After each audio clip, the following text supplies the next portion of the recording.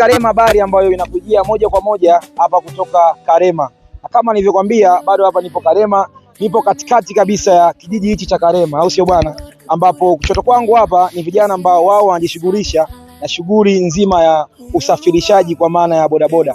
Nipo hapa kwa sababu moja tu, kuhakikishia kwamba nakuletea update nyingi ambazo zinapatikana hapa kijiji chetu cha Karema, au sio bwana? Na moja kwa moja niko hapa na vijana, nitakwenda kuwauliza maswali ambayo yana msingi kwao, kwa nini wawe madereva bodaboda na changamoto gani ambazo wao wanazipata hapa kwenye bodaboda. Karibu sana bwana, tupige story na wana. Brother, mambo vipi? Fresh, nakuaje? Sana, mzuka Kama kawa. bwana. Wewe hapa Karema unafahamika kama nani?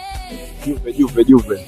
Bwana, huyu anafahamika kama Juve, au sio bwana? Ndio jina ambalo ni maarufu sana yeye hapa kwenye kazi yake kubwa ya bodaboda. Sasa ningependa kuuliza maswali mawili ya msingi kidogo.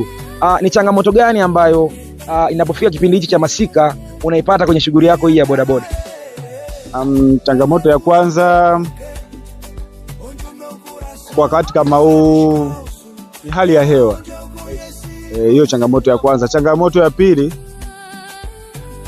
biashara kwa kweli zinakuwa mbovu. Biashara zinakuwa mbovu kulingana na hali ya masika. Mvua zinanyesha mara kwa mara.